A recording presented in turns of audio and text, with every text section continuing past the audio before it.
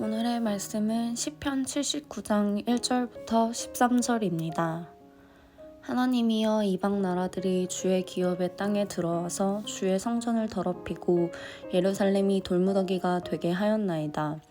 그들이 주의 종들의 시체를 공중의 새에게 밥으로 주의 성도들의 육체를 땅의 짐승에게 주며 그들의 피를 예루살렘의 사방에 물같이 흘렸으나 그들을 매장하는 자가 없었나이다.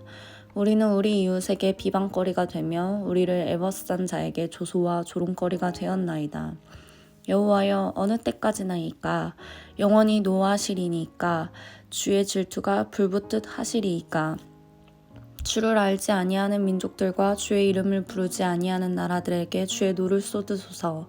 그들이 야곱을 삼키고 그의 거처를 황폐하게 함이니이다. 우리 조상들의 죄악을 기억하지 마시고 주의 긍휼로 우리를 속히 영접하소서. 우리가 매우 가련하게 되었나이다.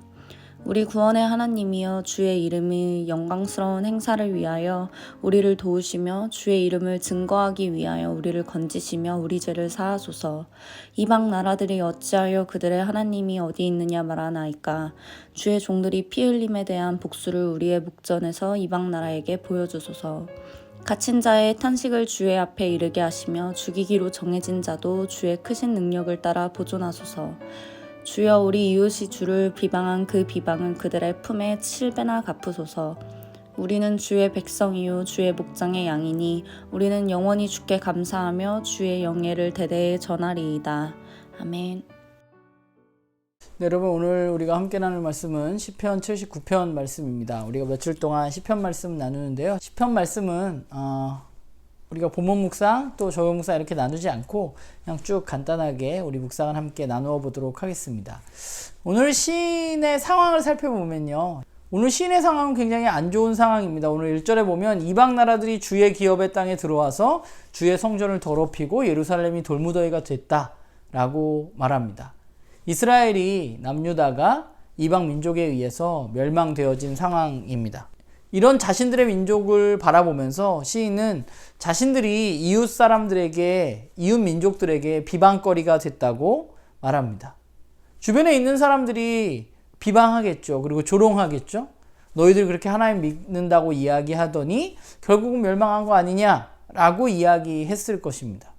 그런데 이 비방은 이스라엘 민족에만 해당하는 비방은 사실 아니죠. 이 비방은 하나님에 향한 조롱이고 하나님에 대한 비방입니다.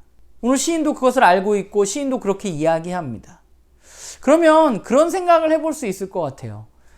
하나님은 왜 자신의 이름이 이렇게 비방당하고 조롱당하는 일을 겪으면서까지 이스라엘 민족에게 이런 멸망을 허락하셨는가 하는 것입니다. 하나님 자신이 조롱당하지 않기 위해서는 이스라엘 민족이 멸망하지 않는 것이, 조롱당하지 않는 것입니다. 그냥 승승장구하는 것이 하나님의 이름을 높이 들릴 수 있는 그런 당시의 환경이었습니다. 그런데 왜 하나님은 그럼에도 불구하고 자신의 이름이 조롱을 당하면서까지 이스라엘을 멸망시키셨을까? 왜 그것을 허락하셨을까? 라는 생각을 해보게 됩니다. 그것은 이스라엘 민족도 예외가 아니기 때문에 그런 거죠. 우리가 나훔을 어제까지 읽었잖아요. 나훔 마지막에서 그런 얘기를 했잖아요. 어느 민족에게도 예외가 될 수 없다고 이야기했습니다. 하나님의 말씀대로 살지 않으면 그것은 멸망을 자초하는 것입니다. 니느웨가 멸망했듯이 이스라엘도 하나님의 말씀을 따르지 않을 때 결국 멸망할 수밖에 없는 것이죠. 심지어 이스라엘은 하나님 자신이 조롱을 받아가면서까지 멸망시켜야만 하는, 이스라엘만 그냥 망하고 끝나는 게 아니라 하나님 자신이 사람들에게 손가락질 받을 수밖에 없는 상황으로 자신을 내몰고 있는 것이죠. 왜 그러신가? 그것은 하나님이 이 세상을 다스리는 원리가 무엇인지 사람들에게 알려주기 위해서입니다. 하나님의 법칙대로 살지 않는 사람들에게 나타나는 결과가 그런 것이라는 것을 이야기해 주는 것이죠. 그러면 이제 무엇을 할 수 있을까요? 이스라엘 민족들은. 우리가 이제 멸망했으니까 하나님을 원망하고 하나님 정말 힘이 없는가 보다, 하나님 정말 조롱거리구나 라고 하나님 버리면 되는가? 오늘 시인의 놀라운 점은 그럼에도 불구하고, 자신들의 멸망에도 불구하고 하나님을 지속적으로 바라보고 있고 하나님의 주권을 인정하고 있다는 것입니다. 오늘 시인은 보면 이스라엘의 땅을 주의 기업의 땅이라고 말하고 있습니다. 이 땅이 누구 거예요? 자신들 게 아니라 하나님 거라는 것입니다.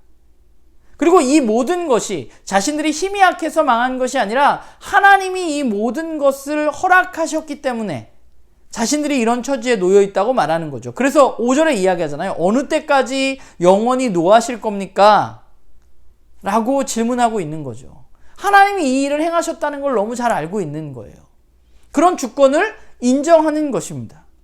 그러면서 시인은 하나님 앞에 긍휼을 구하게 되는 것이죠. 자신들의 부족함을 인정하고 자신들의 죄악을 인정하고 하나님께 긍휼을 구하면서 하나님께 자신들을 도와달라고, 자신들을 구원해 달라고 이야기하고 있는 것입니다. 그런데 이 말에 있어서 시인은 뭐라고 말하냐면 9절에 보면 우리 구원의 하나님이여 주의 이름이 영광스러운 행사를 위하여 우리를 도우시며 주의 이름을 증거하기 위해서 우리를 건지시며 우리의 죄를 사하소서라고 말합니다. 뭐를 위해서예요? 하나님을 위해서 우리를 건져달라는 거예요. 하나님이 지금 조롱당하고 있으니까.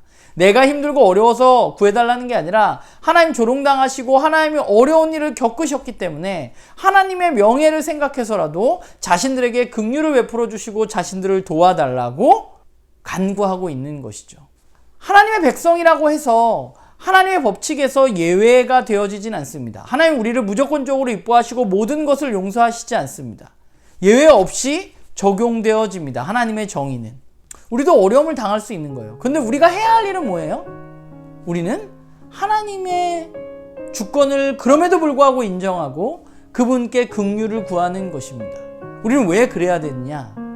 바로 하나님이 살아계시고 하나님이 온 세상의 주인이시기 때문에 그렇습니다. 이것을 의지하는 사람이 바로 그리스도인이고 하나님의 백성인 것이죠.